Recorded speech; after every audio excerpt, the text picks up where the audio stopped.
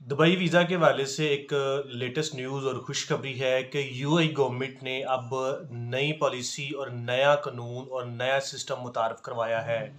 जी हाँ फ्रेंड्स, अगर आप यूएई ट्रैवल करना चाह रहे हैं स्पेशली विज़िट वीज़े के लिए, उसके लिए नई पॉलिसीज़ और नए तरीक़ेकार के थ्रू ही आपको वीज़ा मिलेगा। अब उसके लिए तरीक़ाकार ये है कि आपको ऑनलाइन अपनी फ़ाइल की सबमिशन करवाना पड़ेगी। उसके बाद वीज़ा सेंटर्स में जाके आपको बायोमेट्रिक और बाकी डॉक्यूमेंट्स वगैरह प्रोवाइड करना पड़ेंगे।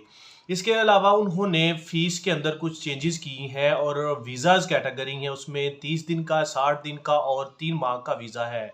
अब इसके लिए कुछ बुनियादी और बेसिक डॉक्यूमेंट्स की भी शराइत रखी गई हैं, जिसके मुताबिक आपके पास बैंक स्टेटमेंट होना बहुत ही कंपल्सरी ज़रूरी है और उस बैंक स्टेटमेंट में 5000 यूएसडी डॉलर के इक्विवेलेंट बैलेंस मौजूद होना चाहिए।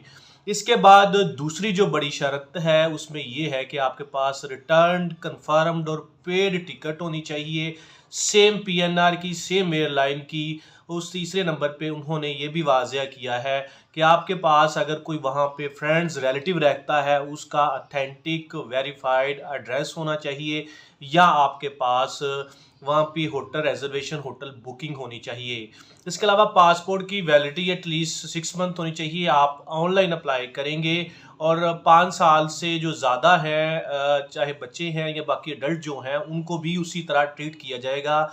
उनकी बायोमेट्रिक होंगे, इसके बाद उनके फ़ोटो वगैरह ली जाएगी और फिर इसके हिसाब से वीज़ा प्रोसेसिंग होगी।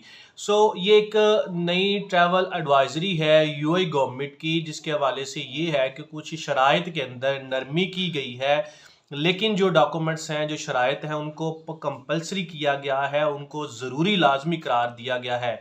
इसके बगैर आपका वीज़ा अप्लाई नहीं होगा और वीज़ा ना ही आपको ग्रांट होगा जब तक आप ये अपनी बैंक स्टेटमेंट, होटल बुकिंग और बाकी फ़्लाइट रिजर्वेशन वगैरह, कंफर्म पेड टिकट और आपके अकाउंट के अंदर जो एटलीस्ट 5000 यूएसडी डॉलर मौजूद नहीं है, तो आपको वीज़ा ग्रांट नहीं होगा। Thank you so much.